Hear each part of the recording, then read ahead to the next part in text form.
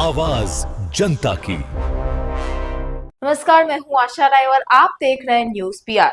बिहार में राज्यसभा की 5 सीटों के लिए होने वाला चुनाव इस बार बेहद ही दिलचस्प मोड़ पर पहुंच गया है।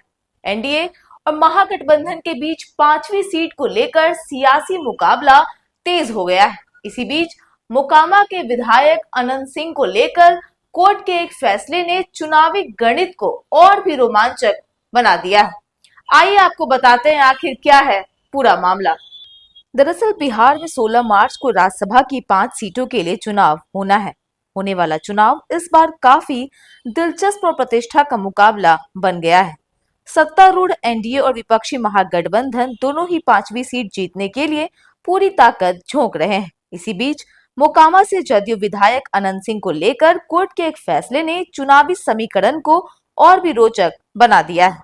दरअसल राज्यसभा चुनाव में जीत के लिए किसी भी उम्मीदवार को 41 विधायकों के समर्थन की जरूरत होती है।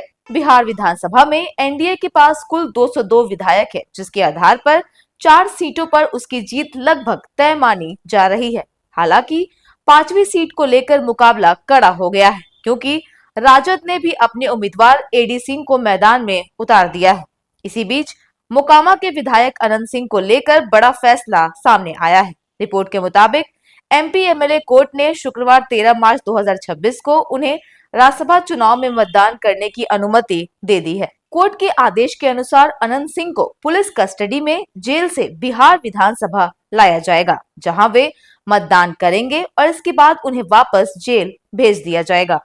गौरतलब है कि अनंत सिंह इस समय मोकामा में हुए दुलार चंद यादव हत्याकांड के मामले में जेल में बंद है। इसी वजह से यह संशय बना हुआ था कि वे राज्यसभा चुनाव में वोट डाल पाएंगे या फिर नहीं।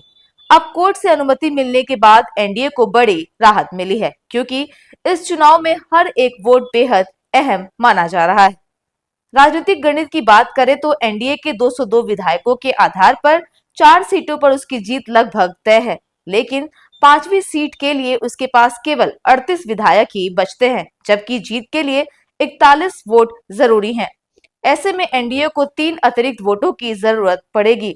यही कारण है कि सत्तारूढ़ गठबंधन अपने सभी विधायकों को एकजुट रखने के साथ साथ विपक्षी खेमे में सेंध लगाने की रणनीति पर काम कर रहा है। वहीं दूसरी ओर राजद भी 5वीं सीट जीतने के लिए पूरी रणनीति के साथ मैदान में उतरा है। राजद के 25 विधायक हैं, जबकि कांग्रेस के 6, वाम दलों के 3 और आईपीपी के 1 विधायक का समर्थन मिलाकर यह संख्या 35 होती है। इसके अलावा एआईएमआईएम के 5 विधायक भी है। हाल ही में एआईएमआईएम के बिहार प्रदेश अध्यक्ष अख्तरुल इमान ने तेजस्वी यादव से मुलाकात की थी और बातचीत को सकारात्मक बताया था। ऐसे में माना जा रहा है कि एआईएमआईएम के 5 विधायक राजद उम्मीदवार एडी सिंह का समर्थन कर सकते हैं। इसके अलावा बसपा के एकमात्र विधायक का समर्थन भी राजद उम्मीदवार को मिलने की संभावना जताई जा रही है। अगर ऐसा होता है तो राजद के पास जीत के लिए जरूरी 41 वोट पूरे हो सकते हैं।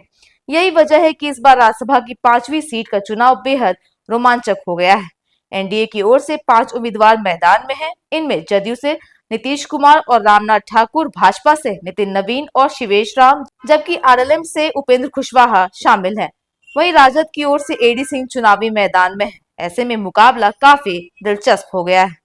अब सबकी निगाहें 16 मार्च को होने वाले मतदान पर टिकी हैं। देखना दिलचस्प होगा कि राज्यसभा की 5वीं सीट पर किसकी रणनीति सफल होती है और आखिरकार जीत एनडीए के खाते में जाती है या फिर राजद के। फिलहाल तो इस रिपोर्ट में इतना ही।